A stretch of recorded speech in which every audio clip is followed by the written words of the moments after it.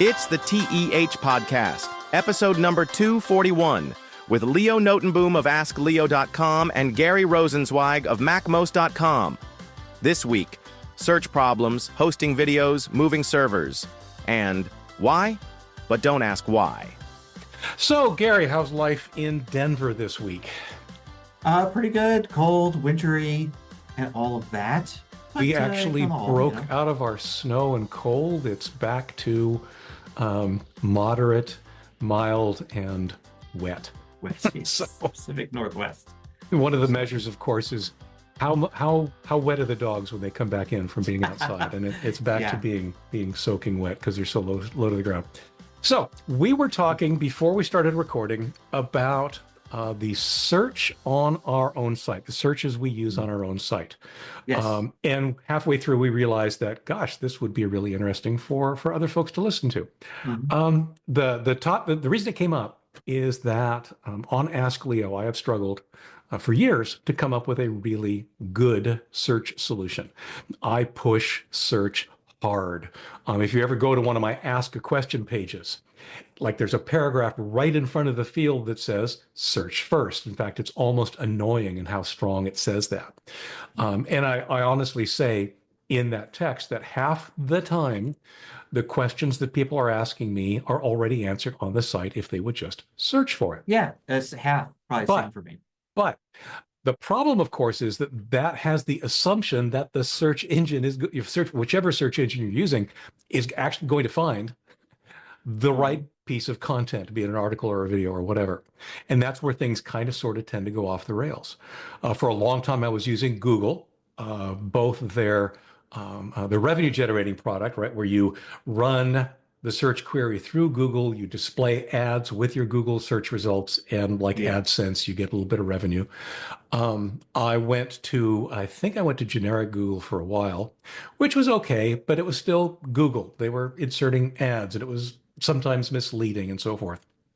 I went to a third-party solution that's available for WordPress sites. It's called Algolia, and it allows you to basically set up your own quote-unquote search engine. They basically maintain the data offsite on their servers so that when you do a search on my site, it sends the search query out to them. They run it through their database much more quickly and get results.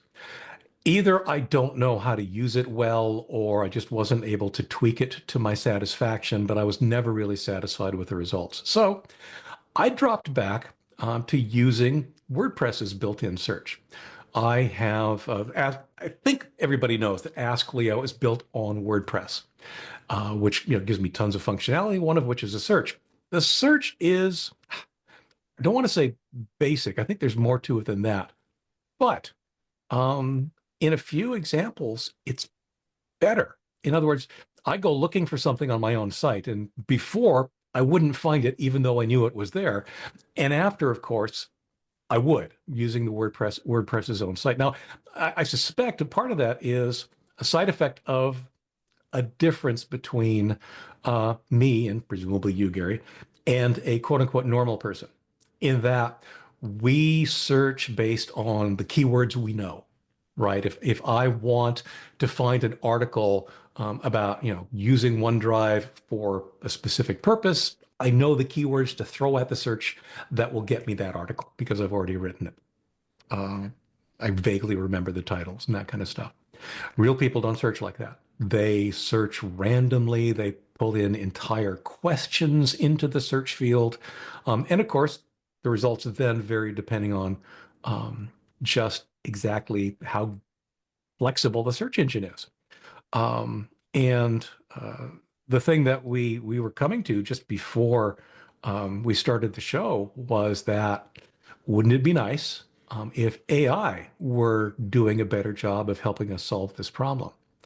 I don't know if you want to describe the steps that you're going through offline when you answer questions, but I think it was an interesting, I want to call it a triple jump to an answer, right? It's do this, do this, do that, and then poof, some search results come out that you can then share with with whoever's asking your question.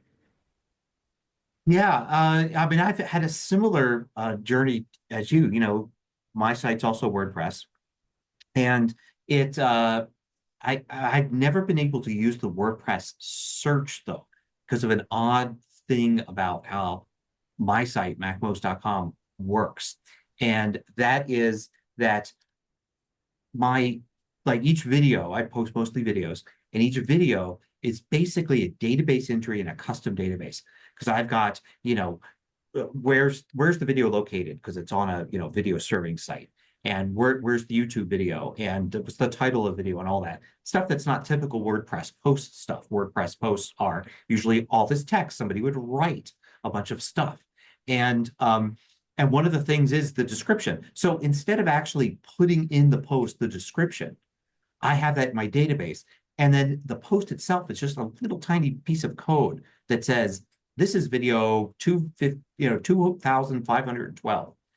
And it then, my code then goes and gets the description and the title and everything from that.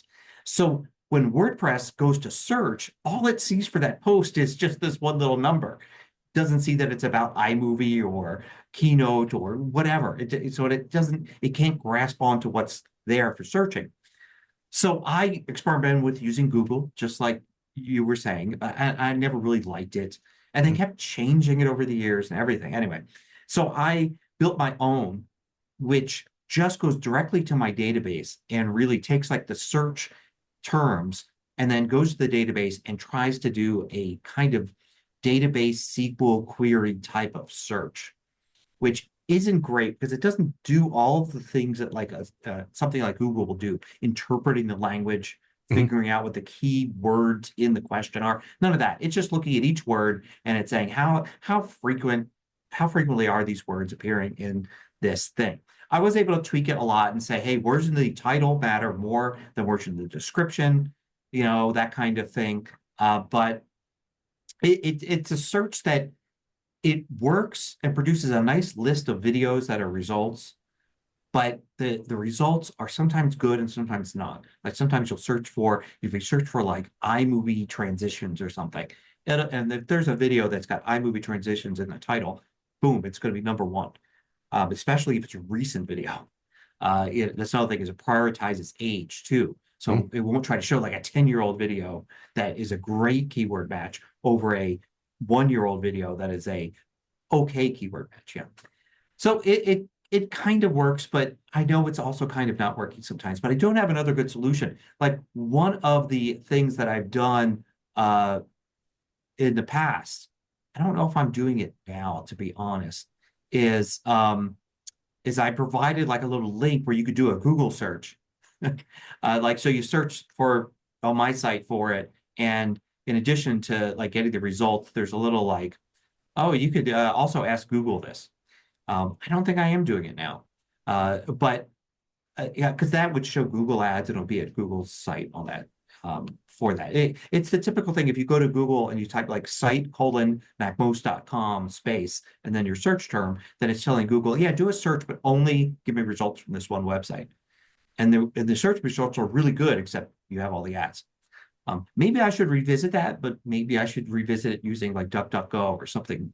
I was going to say some of the other alternative I could maybe sleep a little, sleep a little better at night, maybe throwing people over to DuckDuckGo or Ecosia or something like that rather than Google. The other thing is to see if you could encode, the UDM14 parameter?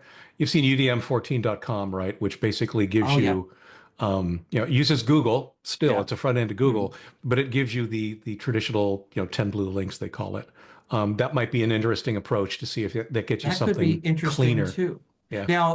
Now this led, before we started the video, led to an interesting thing. It's because another aspect of search for me is when I search my own site, which is something you have to do if you've been building a site for as long as either of us have. Yes. It's like number one, we can't always remember what it is we've done articles or videos on. Number two, we certainly don't know where they're we can't get to them that easily, right? So if somebody asks us a question, it's very likely we're going to say, I did something on that. I want to send that person the link. So what's the fastest way for me to get from, here's the question, I'm going to paste the link in. So one of the things I've got is most of my questions come over on YouTube. I've got a little keyboard maestro shortcut on my Mac that will take whatever text is selected. So the person asks a question, and during the question, they say iMovie transition, right? So I highlight iMovie transition, and then I hit this keyboard shortcut. It takes those words and performs a search in my web browser on YouTube in my channel specifically. So it's just building a URL and it's putting the search text as iMovie transition. So my result is the same as if I were to go to YouTube, go to my channel, say I want to search it, and then type that in. And then hopefully the first result is a link right there to the YouTube video.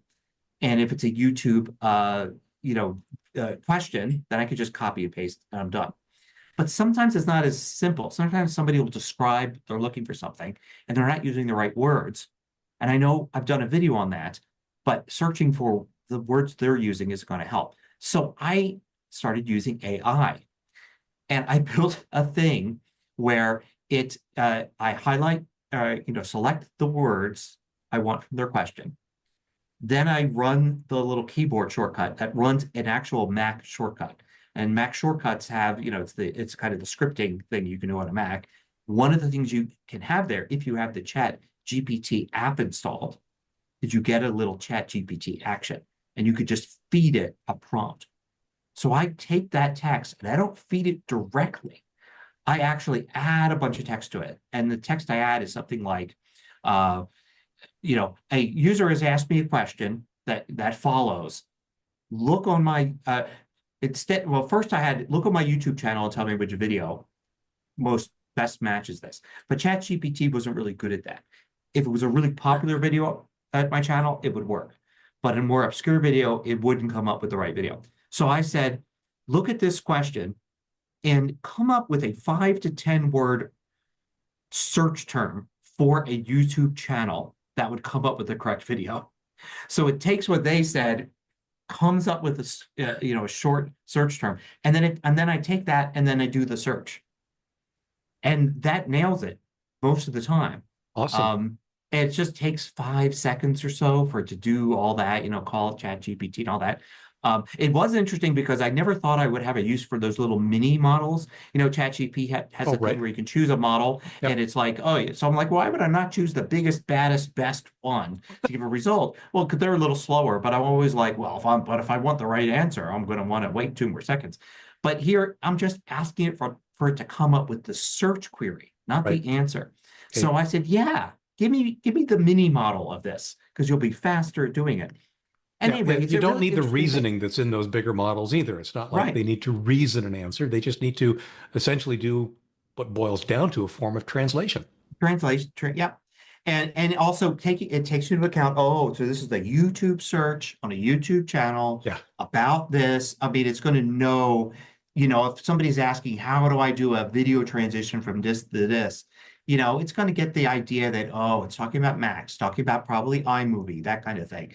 So yeah, it works really well. It's not the kind of thing like, I could build out to be on my site. Like if I put it on my site where somebody did a search and the prompt was somebody searching my site, improve on their search query to get a better result. Well, then I'd have a whole API issue, right? I'd have like 300 people a day searching my site. I'd be querying ChatGPT all those times. So it's a very different process if it's just you doing it. And I'm going to do it, 6 times a day or whatever, as opposed to building it for your site. And it's going to be done hundreds of times a day. But it was an interesting process and an interesting use of AI that, once again, it has nothing to do with plagiarism. It's got nothing to do with deep fakes. It's got nothing to do with, we can get the facts wrong. And it's just basically saying, improve this and make it a search query. And it's, works really well. What I'm wondering is, at some point, ChatGPT we think of as a large language model that we ask questions of and get answers. Mm-hmm. They've introduced this concept of searching the web over the last few months. Yes. But they're still, I can't really think of them as a search engine yet. Yeah. However, sites like Perplexity, their search engine first with, the LLM and other AI models, built in later.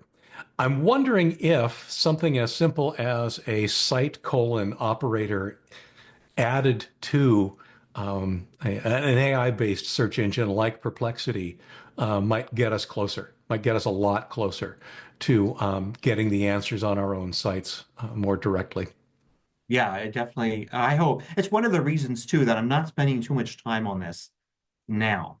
Oh yeah. Like how can I improve my search? I'm like, I feel the strategy now is wait and see what tools come up in the next few months, Yeah, because you year or know two. that there are some good tools coming down. There really Yeah. are. Given just the velocity of the changes that have been happening in the space, it's pretty interesting. Yeah. But yeah, I mean, I've actually, you've given me some ideas of things to try that I haven't been.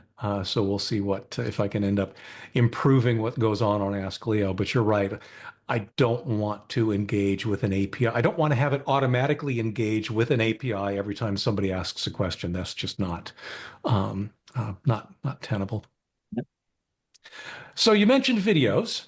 Yes. Um, it enters another aspect of what it is you and I do that uh, on one hand it seems uber geeky and very very focused on entrepreneurs that host their own websites and do their own things.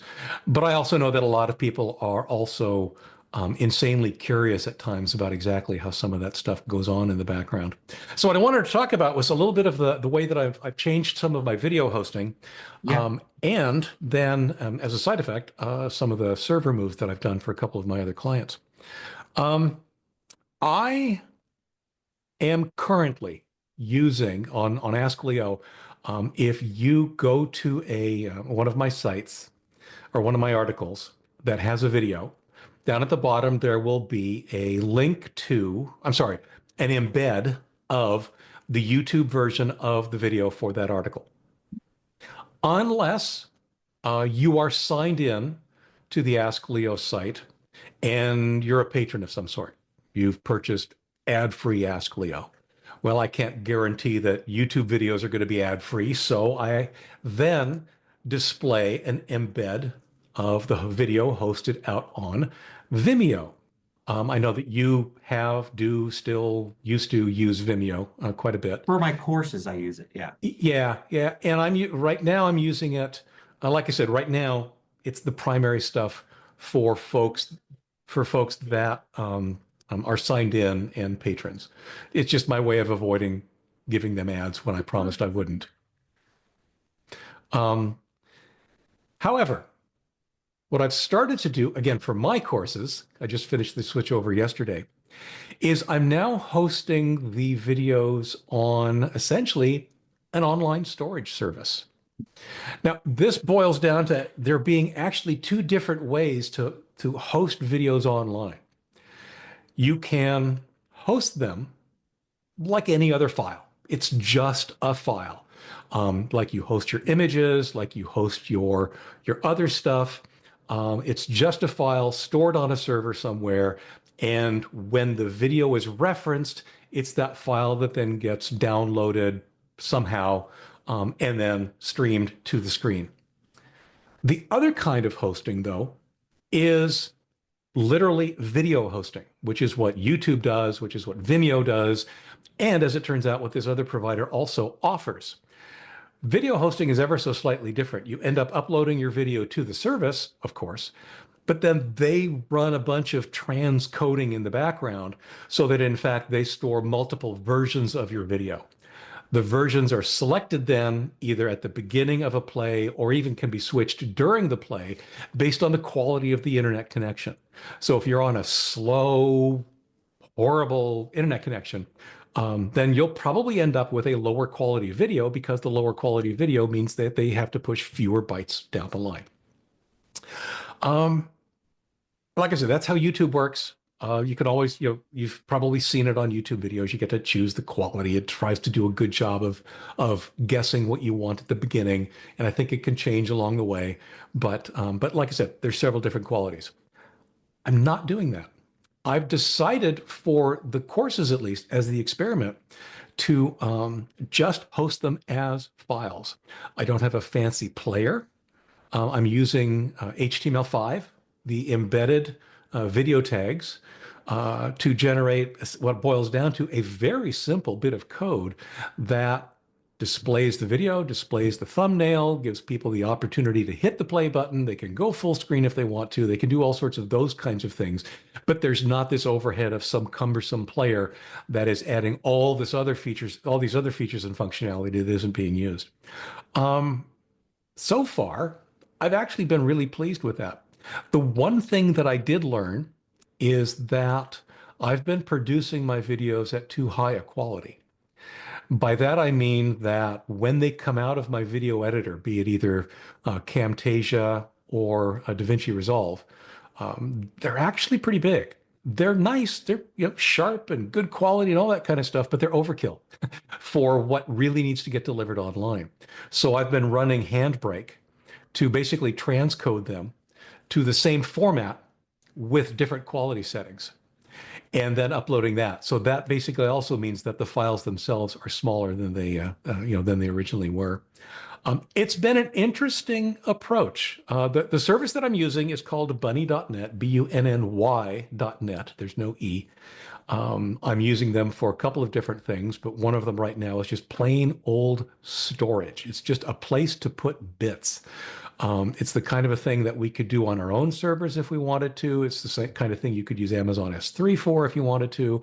There's a bunch of different things you can use this with. But like I said, there's nothing complicated about it. It's just a place to put files. And it seems to be working well for me. Now, I know you've been down some of these branches, some of these paths before, and I'm kind of curious how this all sounds to you. Well, I'm actually also using bunny.net, but I'm using what you talked about before. I'm using their streaming service. So their player, they are transcoding it, and it's all like a separate little service they've got. When I log on to bunny.net, there's exactly what you're using there for storing files. And I'm just using I'm going over to the video streaming portion of it, which works out great. It gives me a nice player. I'm able to upload the transcript to the player, so there's closed captioning. I set a lot of things up for the player to look good and all of that. And I get, it's been really good. Actually, I've used Vimeo in the past, and I still am using them for my courses. I haven't really had any issues with people having trouble in probably the last year. But for years before that, I would get occasionally people having trouble, which the whole point of using something like Vimeo was I didn't want any trouble. Like, what kind of trouble? Just people saying that the video would stop in the middle, or that the quality was bad, or there would be things like the typical things you would think, and it's like, oh, I want Vimeo to handle this and it not be an issue for me. And it wasn't that often. 99% was perfect. And then it was but enough to be an issue, especially with courses when people are paying for something. Right. But come to think of it, I have not, it's been a while since I've gotten a complaint like that. And I've had a whole, big course launch and everything like that. Never really. So they've just probably gotten better and better and better. Bunny.net, the problem with Vimeo is the pricing model doesn't work for the volume for my regular videos. Right. Which I've talked about before. It's great for up to a certain threshold, and then it just loses all sense. Yeah. Yes, yeah. Because it used to be basically unlimited. And then they were like, oh, it's unlimited, except if you use a lot. That was basic technical term, use a lot, which apparently I was. But then they there's a lot of outcry, so they were like, they put numbers on it. And I think it's like 5 terabytes a month or something like that. It was some amount that if I started using Vimeo for my regular videos, I would cross that threshold, not by a lot, not by an order of magnitude, but I would go like 20 or 30% over it, as I was even at the time. And the funny thing is I just expected, well, that's okay. The prices are good. I will just pay whatever the overage cost is.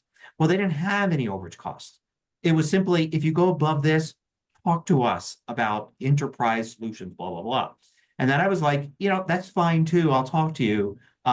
But I would expect, like, for instance, just let me pay double for double the amount of bandwidth, and I'll be fine. Like, the price is still good for me, and it'll be fine. And they were like, no, we don't have that. It's going to cost like 50 times more. Yeah, Like it was like horrible. ridiculous. Yeah. So I was like, but wait a minute, I could just have two separate accounts. I put odd numbered videos on one account and even numbered videos on another account, and I'd pay twice as much and it would be fine. It would just be a little pain on my end. And they were like, I guess you could, but we're still going to charge you 50 times the amount if you just want to do it normally. Yeah. So I was like, fine. So I looked for a while for another solution. And I did actually what you did for a while. I just had plain videos that were just served up on my site. But then I eventually, there were a lot of services that were kind of circling around the solution. Like it was like, oh, your guys are almost there, but not quite. And Bunny.net was the first one that I was like, this looks actually like what I want. And I tried them and I've been using them for, it's been well over a year, maybe 2 years now. And it's good. I pay a reasonable amount. Yeah, they're not horribly expensive in comparison. They're actually really good. I have not really had any problems. It's been really good. So, matter of fact, I got somebody complaining today about a YouTube video people like to use the term out of focus when what's really happening is it's low resolution, right? Right. Their bandwidth has been detected as being low, slow, so they get a low resolution version. It's not like the video can be out of focus. Right. Like, oh, you're getting an out of focus version of it. Like the projector at YouTube isn't working correctly. But I've never gotten that with any of the videos that have been served up through Bunny.net. So that's really good. And I do have I've a been pretty question happy with it. Yeah. about the transition you described here a moment ago. You went from, plain just host the file and Yes. embed the file versus using their streaming. Why'd you make that change? Well, I never made the change. With Bunny.net, I was always streaming. Oh, okay. I was using another service Okay. to do just the host the files while I was Okay. trying to figure things out. Sure. Bunny.net, I looked and I said, the streaming service is what I want. I wanted a nice player. I wanted the player to have features and all of that. So here's the problem I have with, it's not Bunny.net's streamer. It's Vimeo's, heck, it's YouTube for that matter. And I'm actually encountering it right now.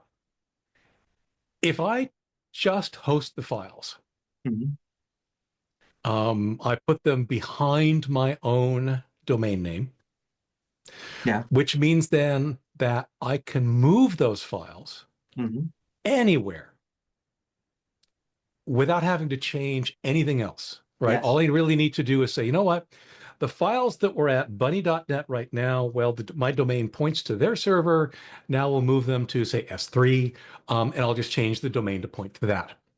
What I'm discovering now, of course, is that as I make this change out of Vimeo, because these courses were hosted at Vimeo, I'm having to relocate the original videos. I'm having to re-upload them. I'm having to do all that stuff. And the references that I put into my site are not my identifiers. They are Vimeo video numbers or YouTube identifiers. Yes. Whereas if I'm hosting it myself, the identifier that I'm using is file name. And the file name's not going to change, again, regardless of where I end up hosting this in the future. So that's what's kind of driven me to the solution I'm playing with right now, is that I want that flexibility in the future. I'm reluctant to, once again, tie myself to another specific video streaming service simply by the nature of how the embeds work. So it's funny that you bring that up, because this ties back to our previous discussion about the searching of the website. And remember, I mentioned that all my stuff's like kind of in my own database. Yes. So I foresaw this issue because when I started in 2007, YouTube was it wasn't a clear winner at all, right? It was one of many services. Matter of fact, I think my first videos were uploaded to 6 different video services, like Blip.tv and Fiddler. And I mean, there was all these I remember those, services. yes. So when I came up with this, I'm going to do a database idea, I wanted to get around that. And so the database contains all of these references. So like right now, I actually upload to 3 places: YouTube, bunny.net, and archive.org. And in archive.org, I'm purely doing it now for just archiving, permanent archiving. But I did in the past have like a podcast feed and that link to those files and stuff. And so basically everywhere I'm uploading it to, I'm putting a database entry in there. So all I need to do is look at like my entry for video 3215. And I've got all those in there, including the name of the original file, like the file that it is on my drive, and I archive it to my, and back it up and all that. So I know the original name of the file was something. I know that the bunny.net ID is this. I know the YouTube ID is this, and I know the full URL to the one at archive.org is this. That's all there. And I actually have code for each one of those. So if I wanted to say, instead of showing, a video as being at bunny.net, I wanted to show it at the YouTube embed. All I need to do is change one line of code. And all of a sudden, all of the videos at MacMost are going to all of a sudden be YouTube embeds. Or I could change them to be showing the video from archive.org. So I'm kind of there, except without the database. The way that I embed videos into AskLeo.com is not by using the YouTube embed code or even the Vimeo embed code. I have a shortcode. WordPress shortcode are what I used to. With code that I've written in the back that says, okay, the parameters you pass to it are the YouTube ID, the Vimeo ID, and eventually now it'll be something else that we'll use for the bunny.net ID. But so I can make all those same kind of changes. It's just that the database, I guess, is distributed throughout my content. Right? Yes, and actually, so there's a way, if I was going to start today, I would, instead of using my own database system, I would simply use the custom fields in WordPress. Right. And so, and I do use the custom fields in WordPress, like going back to say maybe the last 1,000 videos. I use them for a lot of stuff. It doesn't go back all the way to the beginning like my own database does. But like there are things that are in those custom fields. So if I was to start over again, I would just put all of those things, so like the ID for bunny.net or the YouTube ID, just put those in the custom fields and use them like that, or even just have like a field in a custom field that is like a list of line by line of different IDs, because they all kind of can be recognized. Like the YouTube IDs look like YouTube IDs. Yes. You can even just do a full URL. It's just youtube.com/ and then the whole thing. And then just put that on the line. And then you just have code, like a short code that is basically like the short code could be something like a display video. And what it does is then it goes to your custom code and says, oh, so your favorite right now is bunny.net. So I'm going to look in the custom fields, find a bunny.net ID, build the code, the HTML code that needs to go into embedded, and do that. And then you can have in your code. But the fallback is, if there's no bunny.net ID, use the YouTube one as the fallback. Right. And display that. But then you could go and change it later on. So if you start saying, oh, I've discovered a great new service, so that's going to be priority one. And if that's not there, bunny.net is there. Or maybe don't use bunny.net anymore, but go to YouTube. So you could still do everything I'm doing now without my own custom database, just with the fields, the custom fields in WordPress. And that's interesting. That's how I would do it now. I already have the database.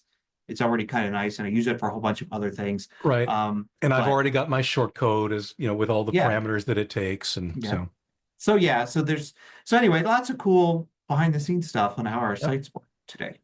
So in another piece of behind the scenes that has absolutely nothing to do with Ask Leo or MacMost, it's just server geeking out.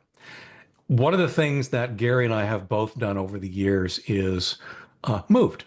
We move from one hosting company to another, from one server to another, from one server operating system to another. It happens. It's just one of those things that is, I won't say it's the cost of doing business, but it is the reality of hosting a website like ours out on the internet. And I'd also maintain websites for a couple of, one's technically a client, a volunteer organization that I volunteer for, and the other one is something just completely off the wall. But I ended up doing a server move for both of these in the last 6 months, and I thought it was kind of interesting. I had been hosting both of them in separate accounts out at InMotion Hosting. They're virtual private servers, which means that they look like a complete server, from start to finish. You boot it, you reboot it, you do all those kinds of things.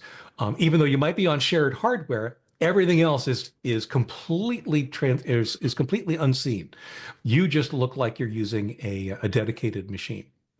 The contract was coming up, and I decided to look elsewhere for something cheaper. And we discovered Contabo is another hosting site that we ended up doing this cheaper, equivalent hardware, great stuff. So the reason I bring it up at all is because it's a server move with a change embedded in it. There's server management software called cPanel or Webmin, but cPanel is the name that it usually goes by. And even if you've ever yourself done shared hosting through Bluehost or GoDaddy or any of those others, typically what you're looking at when you manage your own website is an interface that is a variation of or a subset of cPanel. The problem, if you will, with cPanel is that it's closed source, it's costly, it's an added cost, and they raised their cost not that long ago. So that actually was one of the contributing factors to the original cost that I was trying to move away from. There's an equivalent server management package called Webmin or Virtual Min that allows you to manage your server and your websites on that server through a web interface. I've been using it on Ask Leo for like at least 2-3 years, if not longer. So I decided to make that change. But it's one thing to move servers, but it's another thing to change the server management software out from underneath you as you do that. One of them, you basically you can bundle up a cPanel backup, and Webmin knows to suck it up and basically replicate everything in its version of the world as compared to how cPanel organizes things. And that worked like 99%.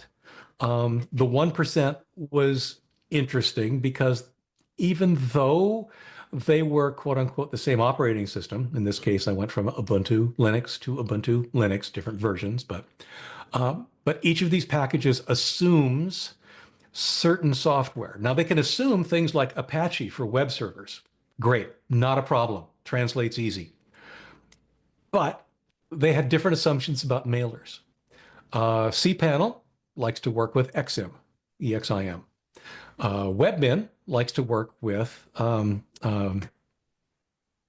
postfix. Same idea, but a completely different approach, a completely different solution.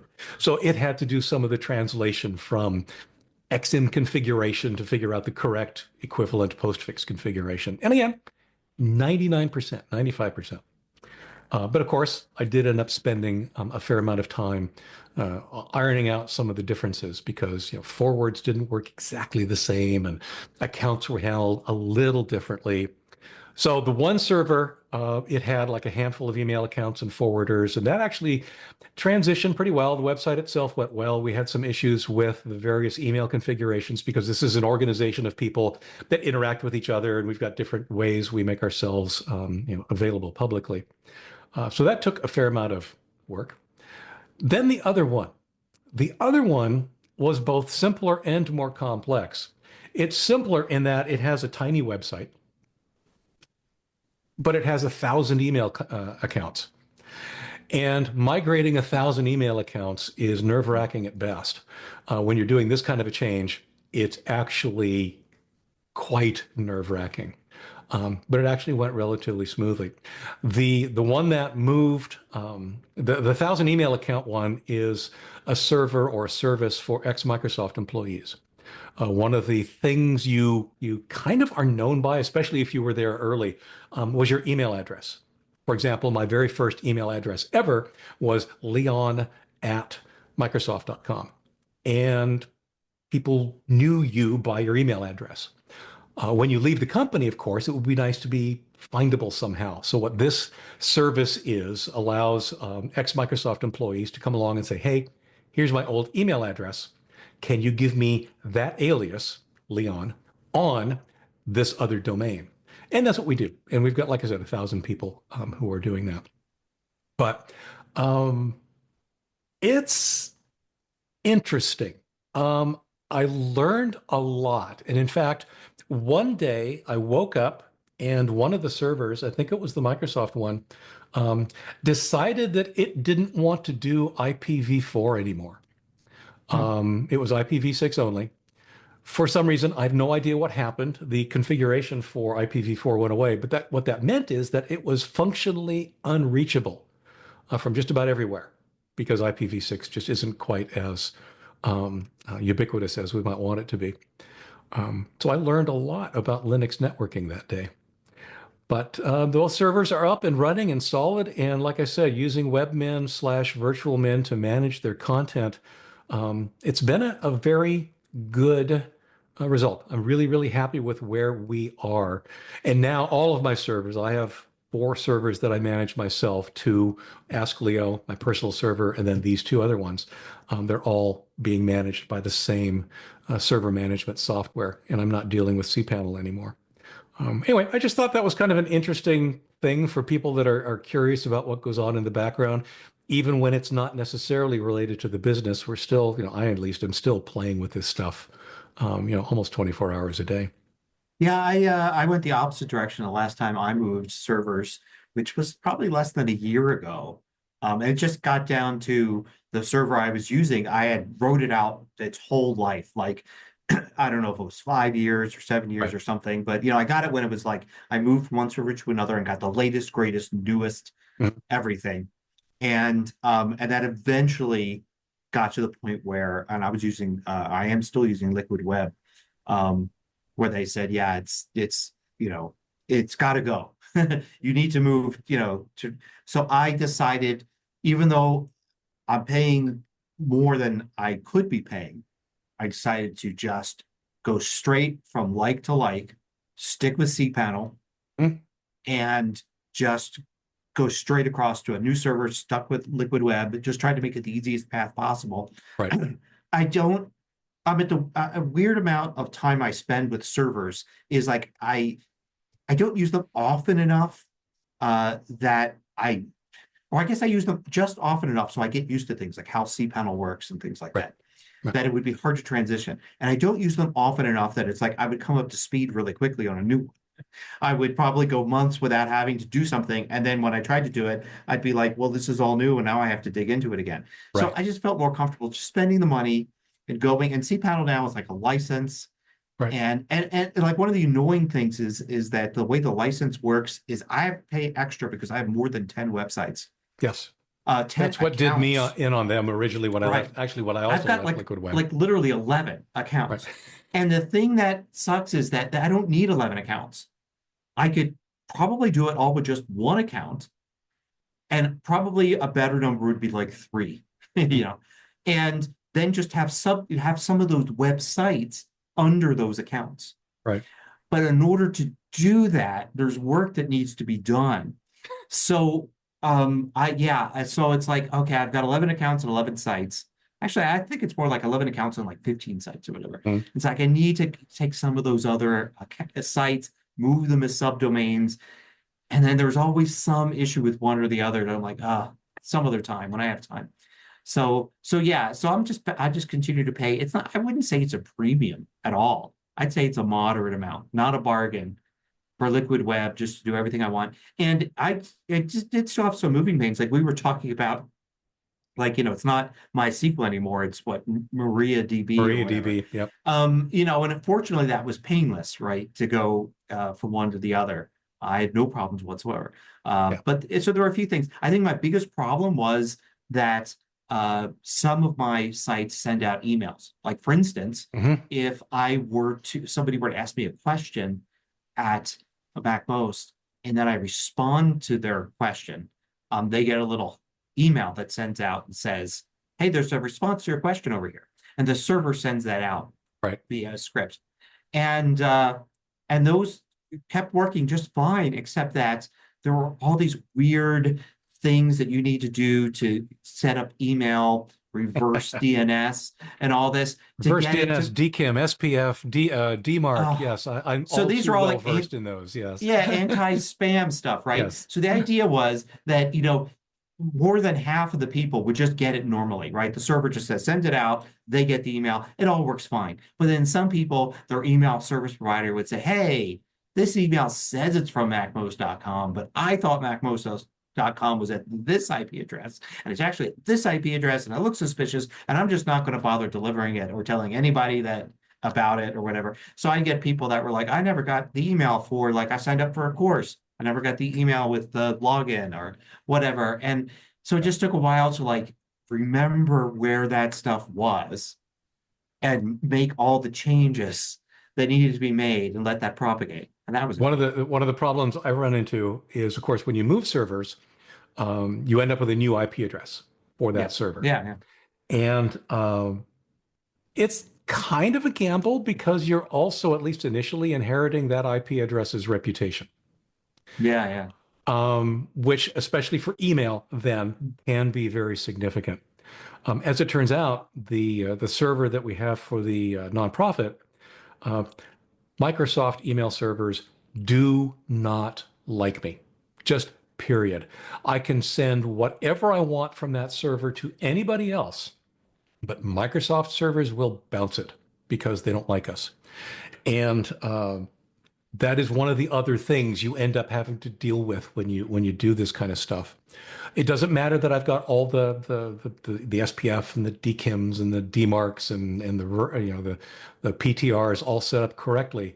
Doesn't matter. That IP address Microsoft considers to be evil. So what I ended up having to do was, when sending to a Microsoft domain, and only when sending to a Microsoft domain, route it through a different email provider. Which, like you said, okay, I've done that before. It was about 2 years ago. I had to relearn how to do that because it is possible. One of the complications, by the way, that I'm facing with these is that my personal organization is very simple. I want Ask Leo to have a dedicated server. I want that thing to be as beefy and as strong as is appropriate for that site because that's the bread and butter. I've probably got 30, 40 other websites, but they're on a separate server. So they're shared with all that kind of stuff. The Microsoft one and the nonprofit one, they're on each their own server. And that's very intentional because if something ever happens to me, or if there's, if something ever changes, I need to be able to hand off that package without having to disentangle it from my own existing infrastructure. So that's why they get their own setup. Yep. So it's just part of the life of running websites and stuff. Of course, so many people that deal with that are our competitors, or more likely our peers, really not competing, don't even deal with this anymore. Set up a YouTube channel, go with a podcast service, Right. Go to Patreon, go to Substack, right? And Yeah. they've got their whole online, like so many times I see interesting people on social media and I'm like, oh, they have interesting content. They write some interesting stuff. What's their site? They don't have a site. Which worries the heck Instagram out of me. account. Especially, I mean, we talked about this a couple of weeks ago with respect to the TikTok ban. All your eggs are in somebody else's basket. Yeah. And even if I were posting on Substack or some of the other platforms, I know that I do host my videos on YouTube, but all of my videos are also on Vimeo. So if I were to ever lose my YouTube account for whatever reason, like you said, you just go in and you change a little bit of code on the back end of the server, and all of a sudden, all your videos on your site are still being displayed from a different source. It worries me that people are relying so heavily on third parties without building their own base, but we'll see. Yeah. We shall see. Exactly. So, Right. where do you want to go next? Yeah. Well, we just go right into Ain't It Cool, really. I mean, Okay. I Sounds think good. we've Well, covered actually, I want to plenty get in off this my lawn episode. first. You want to do okay? Let's yell at some people.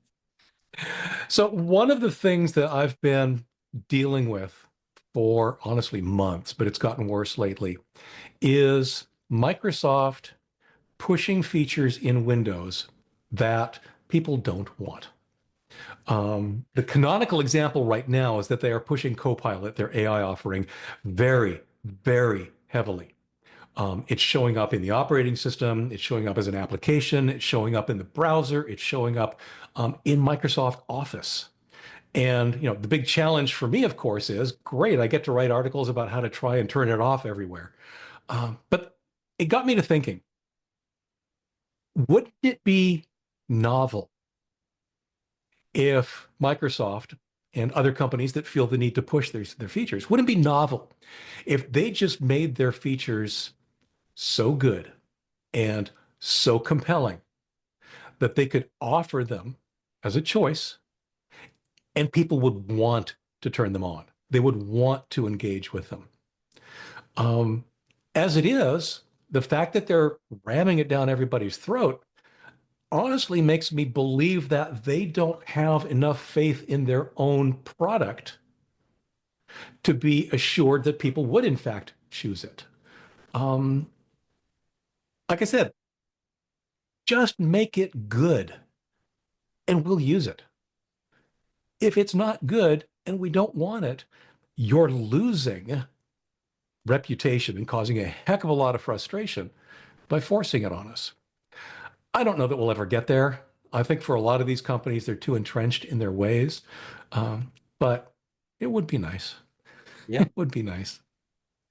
I want to revisit a complaint here that you originally had, and I agreed with, but I've just seen it a few times recently. The whole thing with getting a question that's basically a why question, somebody asking why. Why does Apple do it this way? Why is this? Why does it work like this and all that? And it's a weird question. I hate getting why questions because what I want to scream back is like, what difference does it make? Yes. It's like knowing why is not going to change how, that's not what you want. What you want is you want a better, like think of a how question, like how can you get around it? How can you do it differently? How can you make this work for you? Whatever it is. Knowing why doesn't help. But at the same time, it's okay to be curious. Like if you want to know, like, wow, why is it like this? Why does this app, why do all video editors have a timeline? Like, why? Why is that the way? And there are answers to these things sometimes, and sometimes the answers are fascinating. And maybe that's the only purpose of the person asking why, is they're just curious and inquisitive. But often I'm feeling most of the time it's not. They're actually just complaining. Exactly. But instead of saying, I don't like this, they're saying, why is it like this? Yes. It's like, I'd rather you say, I don't like it like this. I wish they would do it some other way. Instead of saying, why do they do it like this? Because it's like, oh, I don't know. Are you asking me, like, should I be researching this and coming up with an answer? Maybe, you shouldn't care. And maybe you don't. You've just phrased this poorly.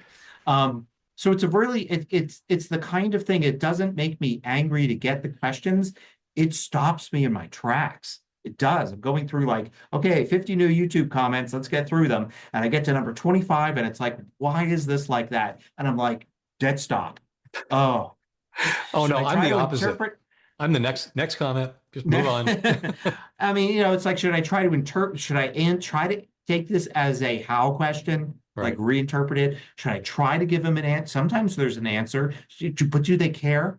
Do they really asking because they care? It's a very tough thing. So it's like, oh, I just wish the why questions would just not appear in the first place. I think that sometimes it's certainly the minority of times, but sometimes the why question may or may not be legit or genuine, right? They may just be complaining. But sometimes the answer can help them accept what they're faced with, right? Generally, when they're complaining, that's not the case, but sometimes it can. And I don't want to miss those opportunities. Right, that's exactly, which is sometimes why we read the questions, why sometimes I want, but sometimes it is like, I don't know, if I don't know the answer offhand, a how question, I can, be like, I don't know what buttons you hit for that, but give me 1 minute here, and I Right. find it, but the why question, it's like, oh, do I really want to start? Because I might be able to find the why in 1 minute, or it might be the next hour. Yeah. And And what some of them point are do I give up? unanswerable. Like, why Yeah. is Microsoft pushing Copilot so hard? I think that's a very, very deep, complicated, and honestly unknown answer, Yeah. right?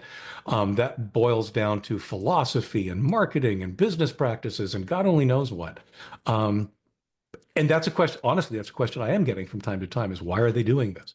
Yeah. I don't know. My usual answer is it doesn't matter why they're doing it.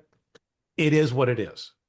What we need to focus on is what we do with it. Right, exactly.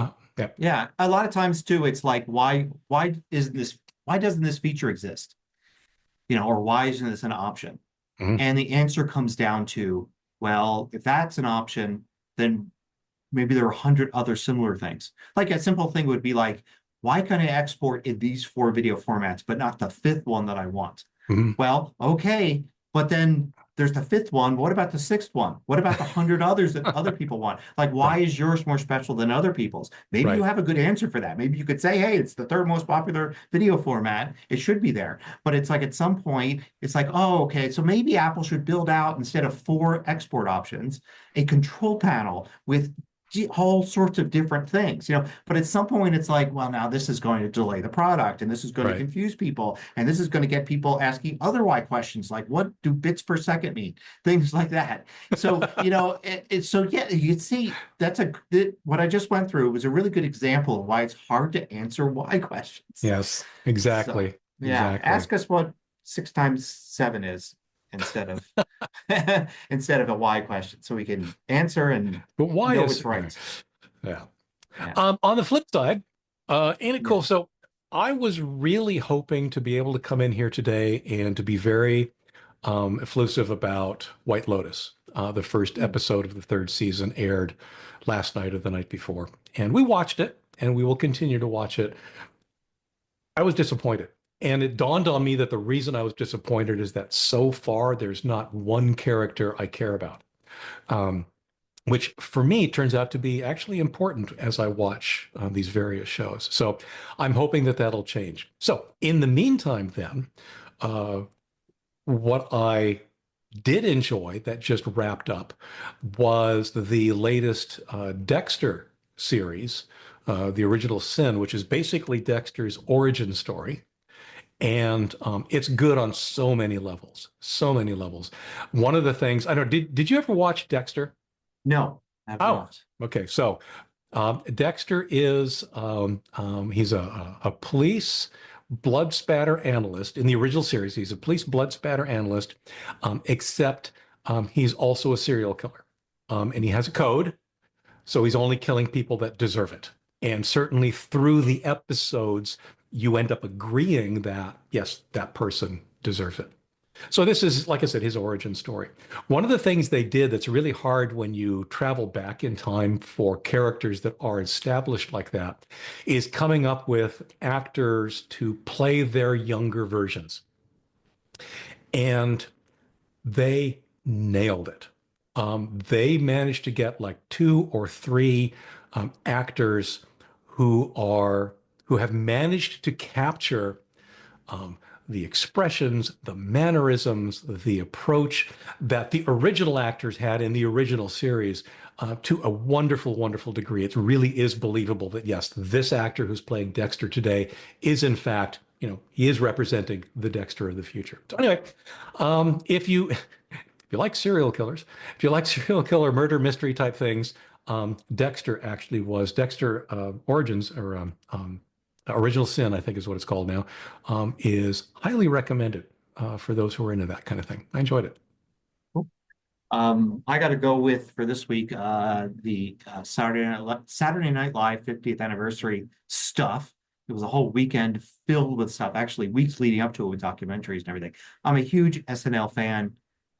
Been watching it since I was a kid. I'm not old enough.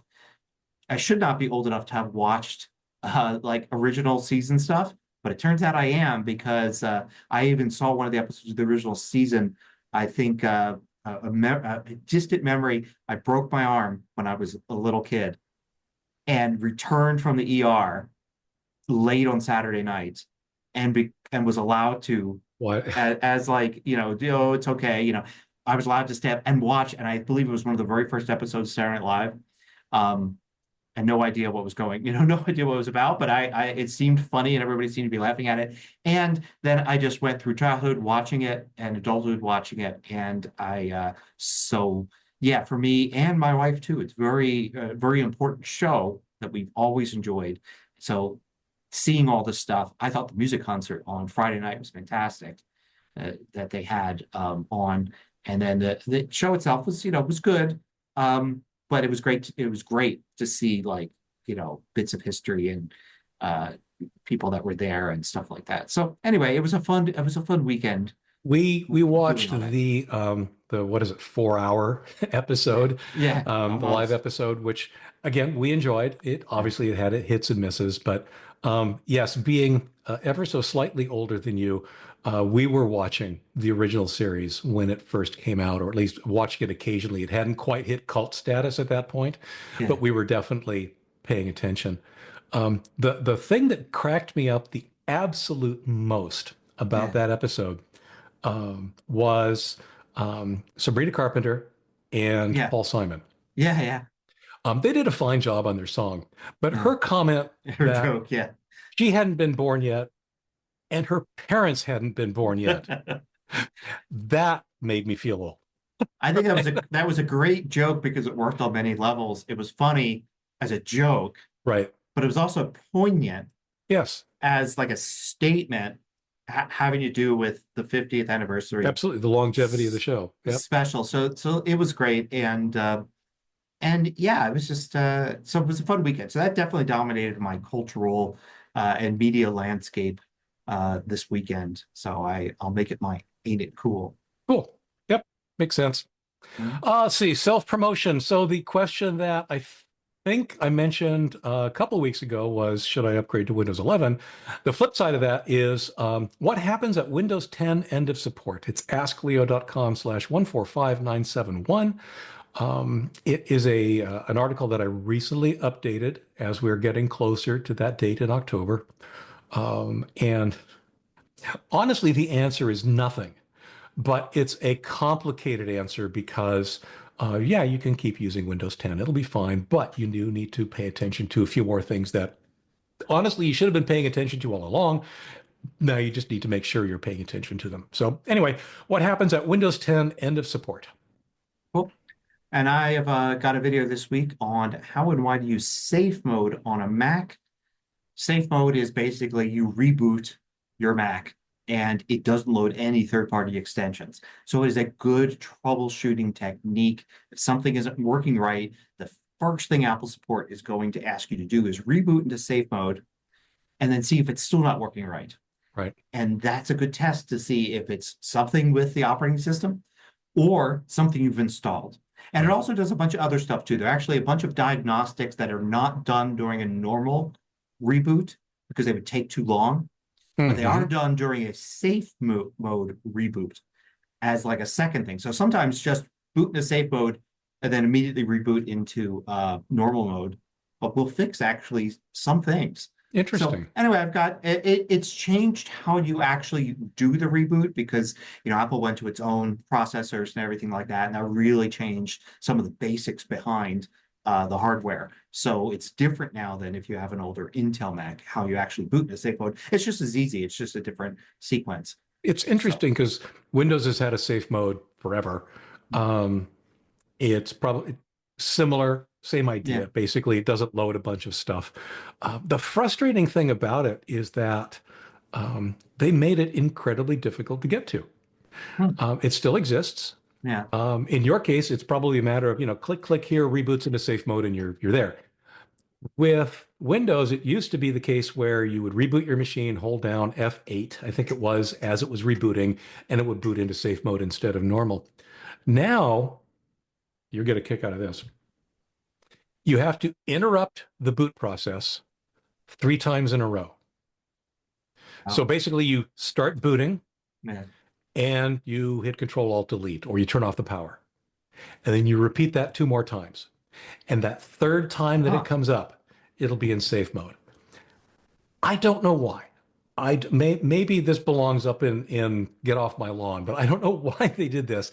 And to actually tie it further, why ask why? It is what it is. This is how we get into safe mode. So Yeah. they've done a good job of hiding it for some reason. Interesting. Okay. Anyway, well, that's another week. And as always, we are very grateful that you are here listening to us. All 1 or 2 of you, however many there might be. We appreciate it. As always, thanks for listening, and we will see you again, or hear you again, or talk to you again real soon. Bye-bye. Bye. The show notes for this week are at tehpodcast.com/TEH241. If you have a comment or question for us, be sure to leave it on the show notes page. The TEH Podcast is hosted by Leo Notenboom of AskLeo.com and Gary Rosenzweig of MacMost.com, and edited by Connie Delaney. I'm your synthetic announcer, Adam, from 11labs.com.